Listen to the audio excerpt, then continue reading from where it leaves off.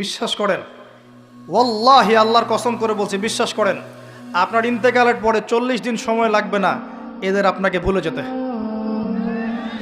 ওয়াল্লাহি আল্লাহর কসম করে বলছি, এই মানুষগুলোর কেউই আপনার প্রকৃত অর্থে আপন নন।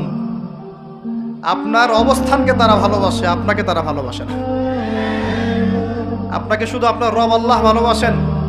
আপনি তার উপর তাওয়াক্কুল করে হারাম ছেড়ে দেন, আপনাকে আল্লাহ পাক বেহিসাব রিজিক দেবে ইনশাআল্লাহ তাআলা। মানুষ মানুষের অবস্থানকে মূল্যায়ন করে, আপনার পরে তার আপনাকে মনে রাখবে না। আপনি আমি যদি আজকে পৃথিবীতে নাও থাকতাম, আজকে যদি আমরা পৃথিবীতে নাও থাকতাম, পৃথিবীর ঘূর্ণন কমে যেত না। পৃথিবী ঘুরতই, রাত হতো, দিন আসতোই, আমাদের স্ত্রী সন্তানরা বেঁচে থাকতো, মা বোনরা বেঁচে থাকতো, সবাই যার যার জায়গায় ঠিকই থাকতো, আমরাই থাকতাম। এটাই বাস্তবতা, এটাই দুনিয়া নির্মম বাস্তবতা।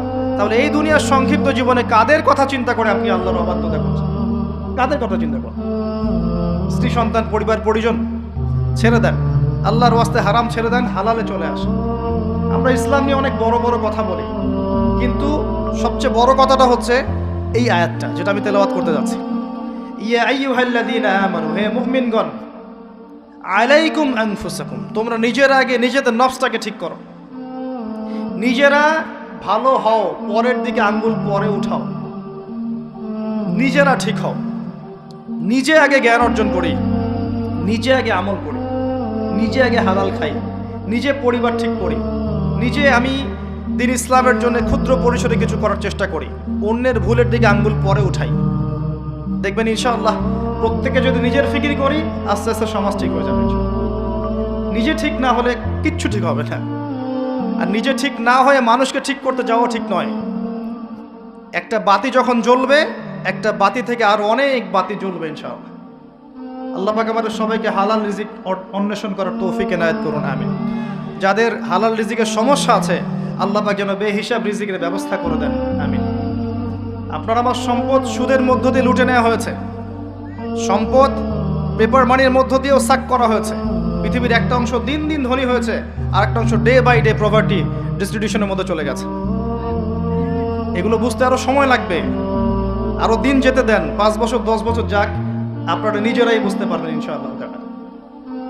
বিষয়টা হচ্ছে যে এগুলো ভবিষ্যৎবাণী নয়, এগুলো বর্তমান। যখন মানুষ বাহ্যিক এবং অভ্যন্তরীণ জ্ঞান রাখবে না, তার কাছে বর্তমানের ঘটনাকে ভবিষ্যৎ মনে হবে। বর্তমান সম্পর্কে মানুষ যখন ওয়াকেফাল থাকবে না, গাফেল থাকবে যে বিশ্বে কি হচ্ছে, কি চলছে, জিওপলিটিক্সে কি চলছে, মিলিটারি সেকশনে কি চলছে, ইকোনমিক্সে কি চলছে, এই ফিতনাগুলোর মধ্যে, তখন মানুষের কাছে মনে হবে এগুলো হয়তো ভবিষ্যৎবাণী। আসলে এগুলো ভবিষ্যৎবাণী নয়, এগুলো সবই বর্তমান। বর্তমান সম্পর্কে আপনি অজ্ঞ বলেই বা আপনি জ্ঞান অর্জন করার ফিকির নেই বলেই আপনার কাছে এগুলোকে ভবিষ্যৎবাণী মনে হচ্ছে। আপনি 2 চোখ খোলেন, খিদিরের মতো হন আলাইহিস সালাম, আপনি দেখবেন সবকিছু আপনার কাছে স্পষ্ট হয়ে যাবে ইনশাআল্লাহ। আমরা এমন একটা সময় বাস করছি যেখানে আখিরুজ্জামানের ম্যাক্সিমাম সাইনগুলো দেখা যাচ্ছে। ম্যাক্সিমাম ডে বাই ডে আপনি ধর্ষণের বৃদ্ধি দেখতে পারবেন, ডে বাই ডে আপনি জেনা বাড়বে দেখবেন, মাদকদ্রব্য মানুষ বেশি বেশি খাবে।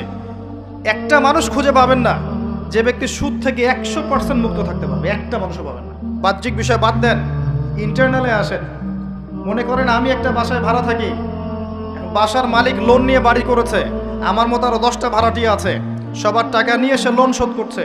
পরোক্ষভাবে আমিও সুদ খাচ্ছি, এখানে আমিও সুদের সাথে সম্পৃক্ত আছি। এটা সেই জামানা যে জামানা সম্পর্কে নবী সাল্লাল্লাহু আলাইহি ওয়াসাল্লাম বলেছিলেন যে ব্যক্তি সুদ থেকে দূরে থাকতে চাইবে, আখিরুজ জামানে তার গায়েও সুদের ছিটাফোঁটা গিয়ে লাগবে, কেউ মুক্ত থাকতে পারবে না। টপ টু বটম দেখবেন সুদই কারবারের সয়লা। আর কেন রাগ হচ্ছেন আমার সাথে?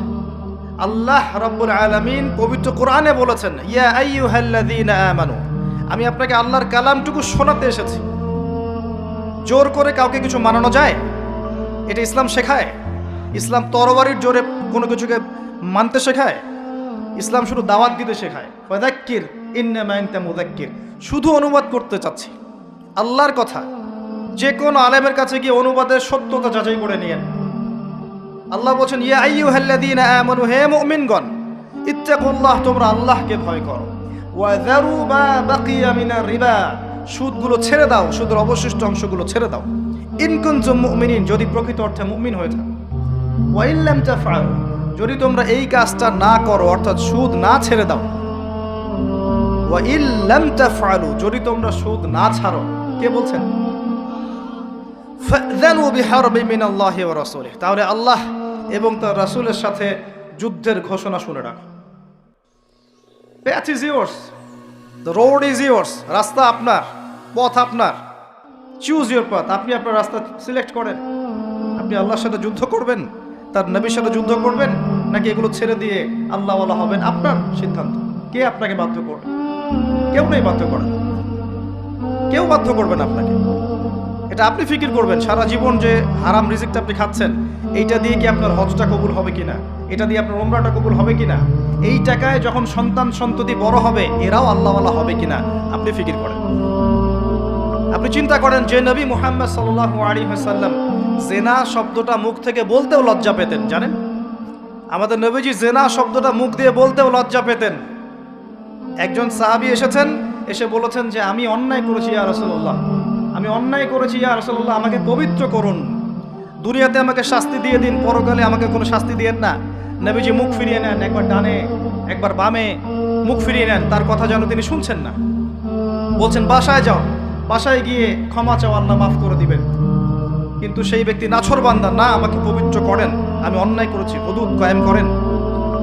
তখন নবীজি বাধ্য হয়ে বলছেন আবিকা মাজনুন, তুমি কি পাগল? তখন সেই ব্যক্তি বলছেন না ইয়া রাসূলুল্লাহ, আমি পাগল নই, আমি অন্যায় করেছি, আমাকে পবিত্র করেন।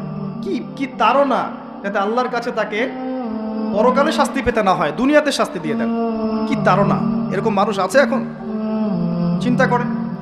তখন নবীজি বলছেন, এই কথাটা শোনে, নবী সাল্লাল্লাহু আলাইহি ওয়াসাল্লাম বলছেন তুমি কি করেছো? তুমি কি এমন কাজ করেছো? লিসেন, তুমি কি এমন কাজ করেছো? সুরমা দানি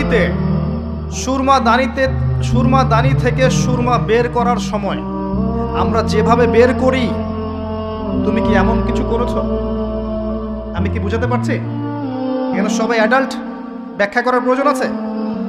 সুরমা দানি থেকে সুরমা বের করার জন্য আমরা যা করি, তুমি কি তেমন কিছু করেছো? খেয়াল করে দেখেন, প্রিয় নবী সাল্লাল্লাহু আলাইহি ওয়াসাল্লাম মুখে জেনা শব্দটা বলছেনও না, বলতেও চাচ্ছেন না। তিনি এত উচ্চ মানের ভদ্র মানুষ সাল্লাল্লাহু আলাইহি ওয়াসাল্লাম। সেই নবীর একটা কথা আপনাকে শোনাই। সেই নবীজি বলেছেন সহিহ বুখারীর হাদিস, যে সুদের পাপের ৭৩টা শাখা আছে, যার সবচেয়ে নিম্ন শাখা নিজের মায়ের সাথে জেনা করা। আমি কিভাবে আপনাকে বুঝাবো যে এটা তিনি কত বড় পাপ করেছেন? কাদের জন্যে? স্ত্রীর জন্য খাচ্ছেন, সন্তানের জন্য খাচ্ছেন, পরবর্তী প্রজন্ম মানুষ করার জন্যে, বা দুনিয়ার স্বার্থে? বিশ্বাস করেন, ওয়াল্লাহি আল্লাহর কসম করে বলছি, বিশ্বাস করেন, আপনার ইন্তেকালের পরে 40 দিন সময় লাগবে না এদের আপনাকে ভুলে যেতে।